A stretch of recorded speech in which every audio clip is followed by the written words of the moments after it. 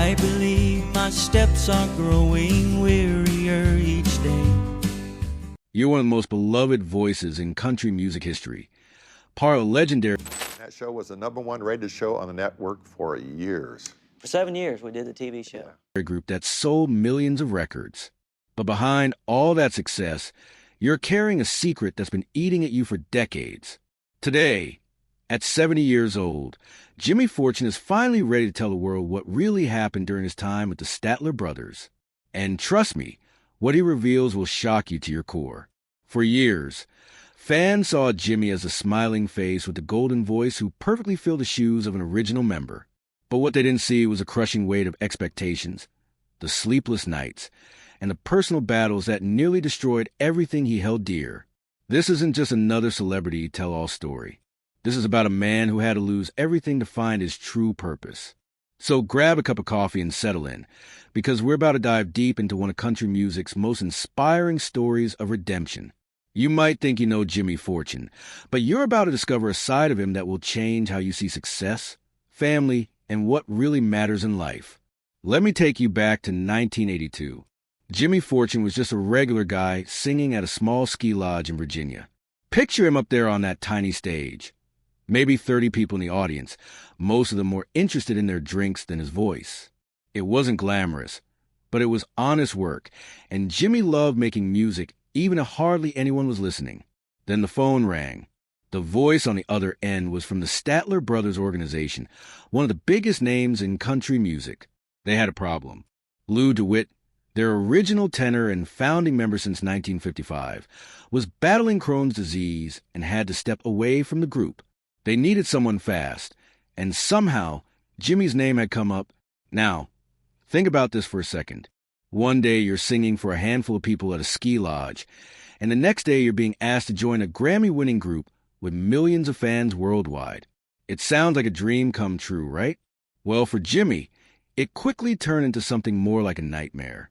The transition happened so fast that Jimmy barely had time to process what was happening. Within a week, he went from performing for 30 distracted people to standing in front of thousands of devoted fans who had been following the Statler brothers for decades. These weren't just casual listeners.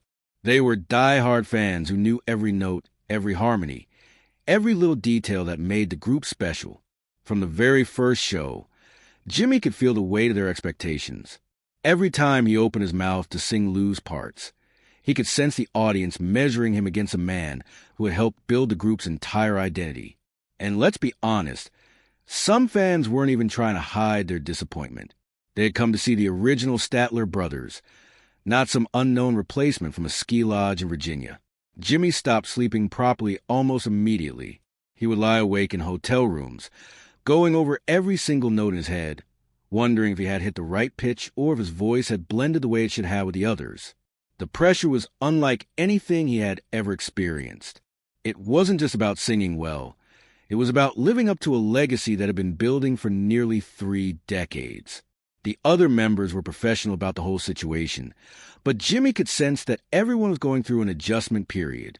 The Statler brothers had their routines, their inside jokes, their way of doing things that had worked perfectly for years. Jimmy was the outsider trying to fit into a machine that had been running smoothly without him. But here's what made it even harder. Jimmy knew he could sing. He had the range. He had the discipline. And he could learn every part note for note. The technical challenges weren't what kept him up at night. What haunted him was the mental battle that came with replacing someone as iconic as Lou DeWitt. Lou wasn't just a tenor. He was a founding member, a songwriter, and a voice that fans had been following since they were teenagers. Some of these people had been listening to Lou sing for longer than Jimmy had been alive. How do you step into those shoes without feeling like a fraud? Jimmy found himself walking an impossible tightrope. If he brought too much of his own style to the music, longtime listeners felt like the group was losing its identity. But if he tried to copy Lou too closely, he risked coming off as nothing more than an imitation with no voice of his own. This balancing act followed him everywhere. On stage, in interviews, even in the recording studio. When he made a mistake, the backlash wasn't subtle. Fan letters would arrive criticizing his delivery.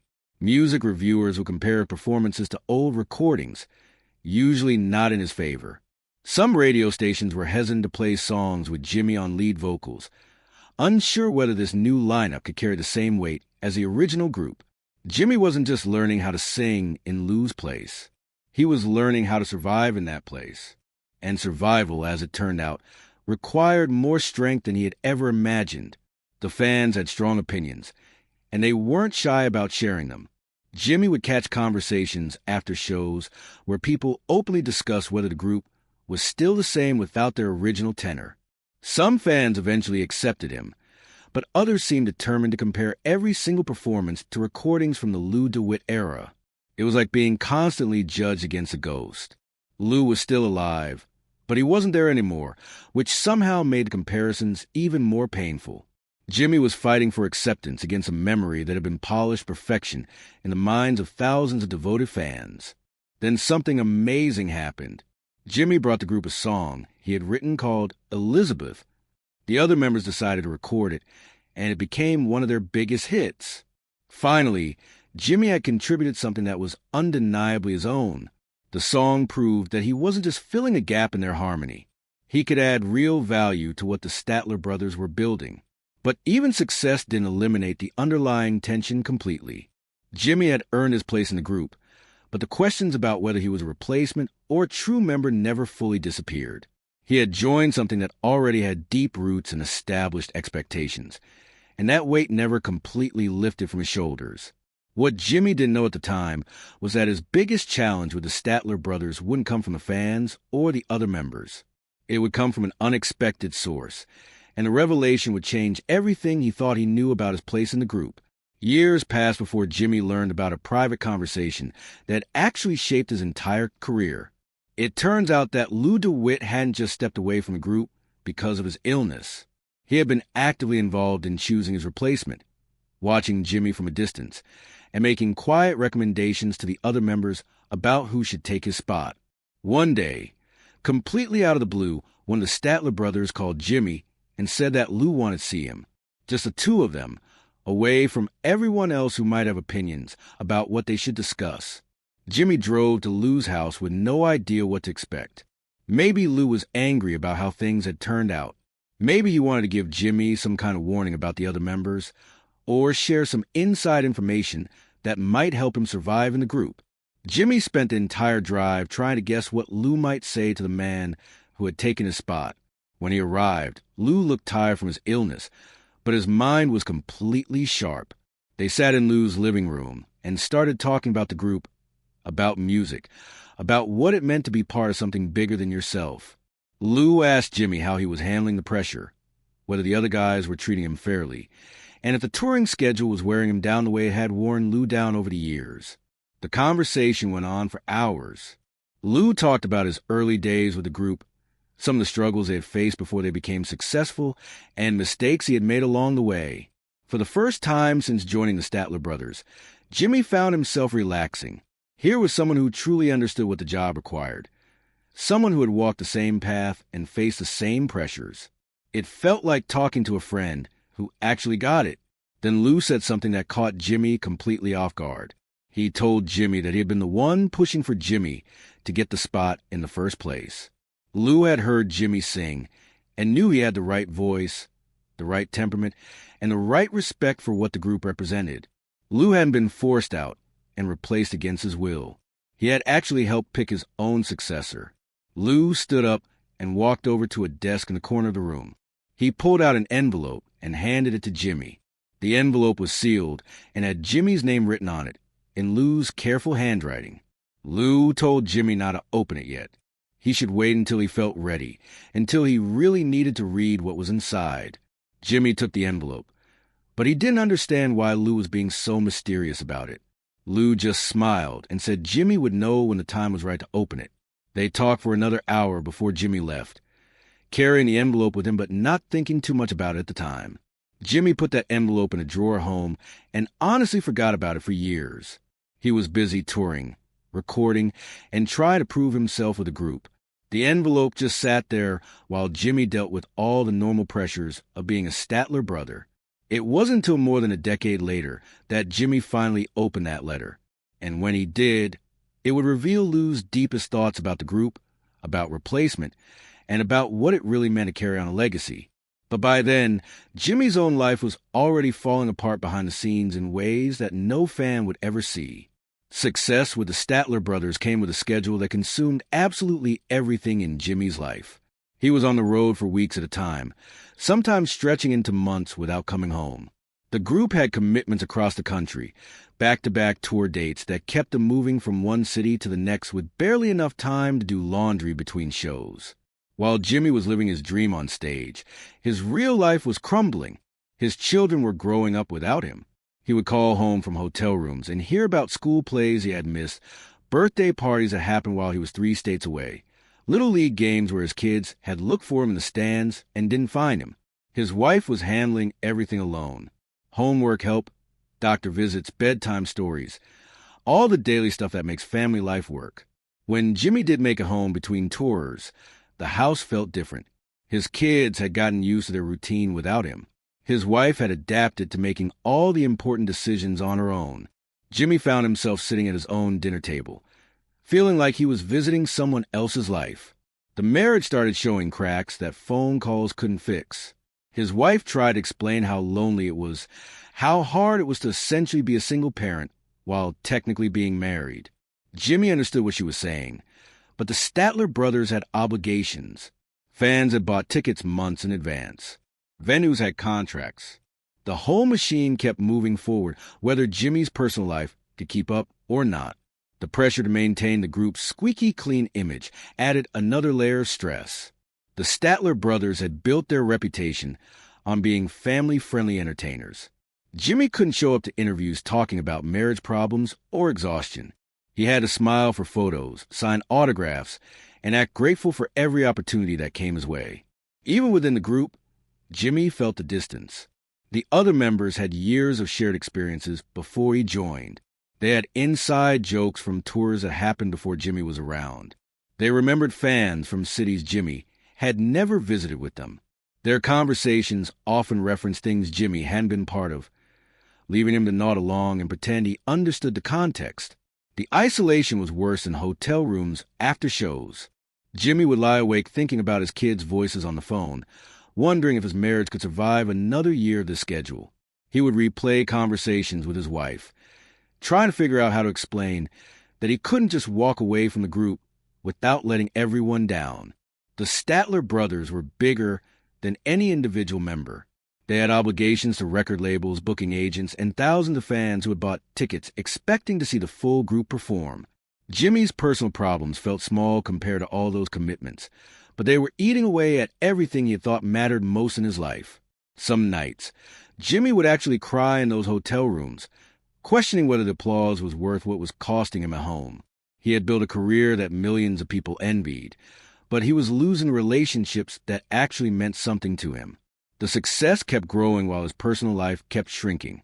When the Statler brothers announced their retirement in 2002, most people expected Jimmy to quietly disappear from the music scene. After all, he was 58 years old, an age when most musicians start thinking about slowing down. Instead, Jimmy decided to do the exact opposite at what turned out to be the worst possible time in his personal life.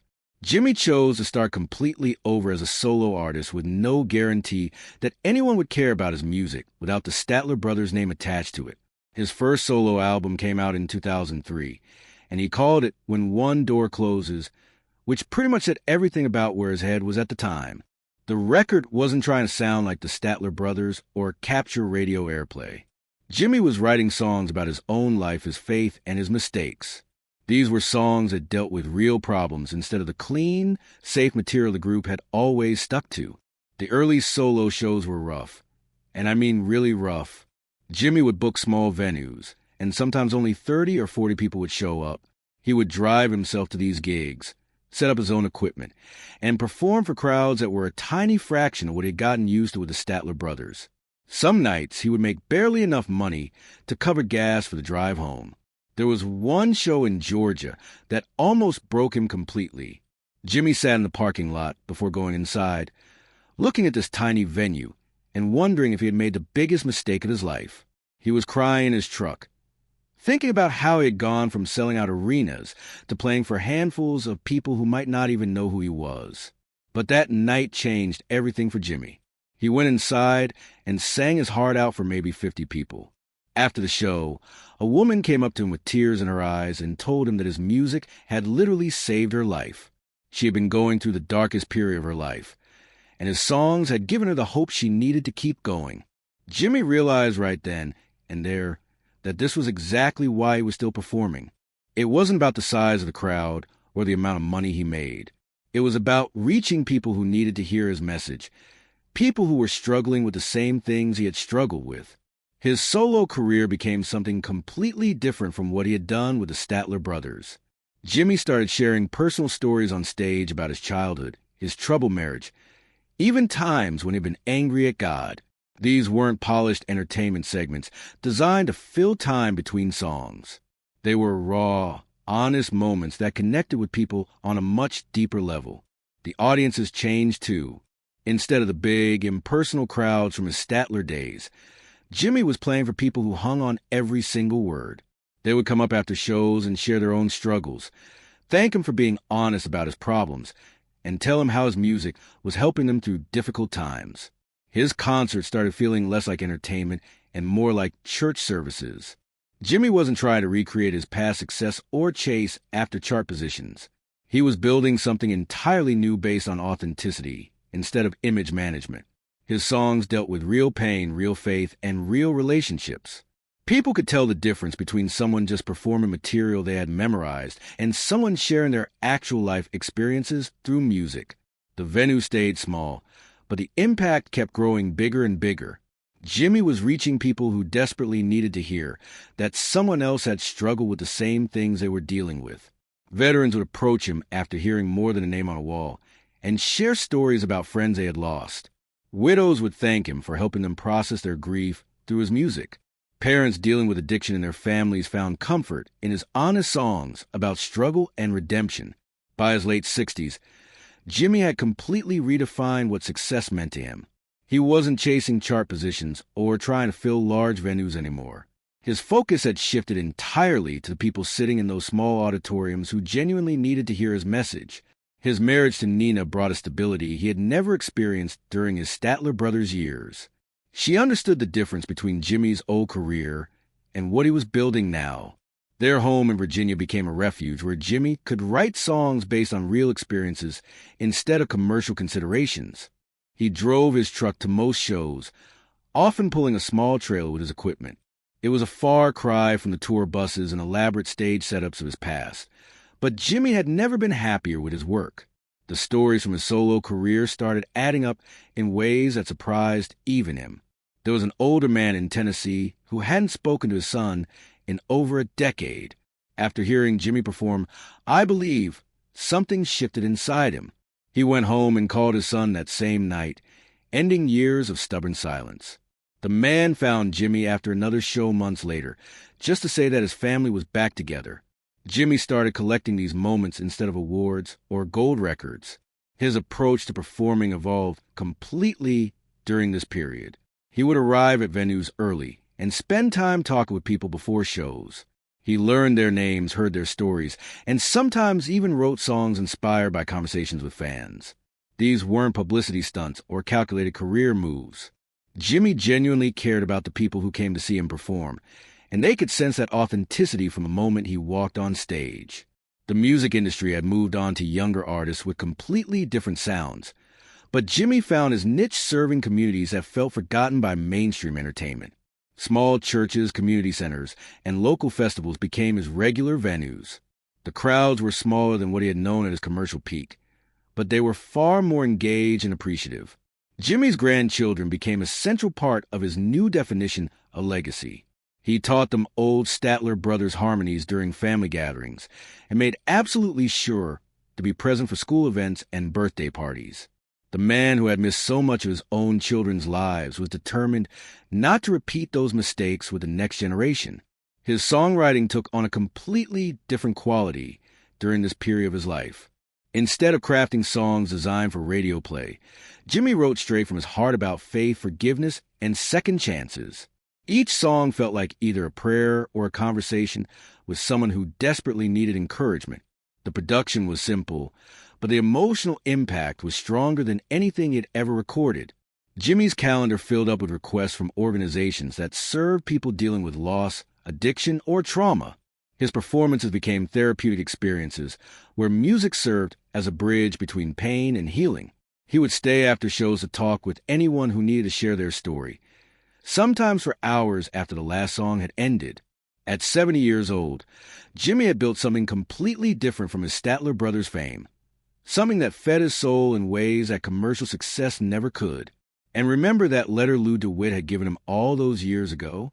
Jimmy finally opened it during this period of his life, and what he found inside changed his perspective on everything he had experienced with the group. Lou's words revealed a depth of understanding and support that Jimmy never could have imagined. The letter contained Lou's thoughts about legacy, about the importance of the music, continuing even when individuals had to step away, and about how proud he was that Jimmy had taken such good care of something that meant so much to him. Lou had seen Jimmy's heart from the very beginning, and he had known that the music would be safe in his hands. Today, Jimmy Fortune's story stands as one of the most powerful examples of how true success isn't measured in album sales or award show appearances. It's measured in lives changed, families reunited, and hope restored in the hearts of people who had given up on finding it anywhere else. His journey from replacement member to authentic minister of music shows us that sometimes we have to lose everything we thought we wanted to discover what we were really meant to do. Jimmy's willingness to be vulnerable, to share his struggles, and to serve others through his gift has created a legacy far more meaningful than anything he achieved during his commercial peak. The man who once worried about living up to Lou DeWitt's reputation has become something Lou probably never imagined: a healer, a counselor, and a friend to thousands of people who needed someone to remind them that they weren't alone in their struggles.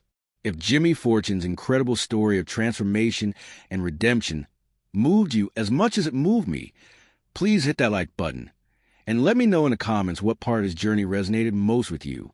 Have you ever felt the pressure of trying to fill someone else's shoes? Have you experienced that moment when success felt empty because it was costing you the relationships that mattered most? Share this video with anyone who might be struggling to find their true purpose or anyone who thinks it's too late to start over. Jimmy Fortune's story proves that it's never too late to choose authenticity over image, service over success, and love over fame. And don't forget to subscribe and hit that notification bell, because we got more incredible stories of country music legends who overcame impossible odds to find their real calling. Trust me, you won't want to miss what's coming next. Thanks for watching, and I'll see you in the next video.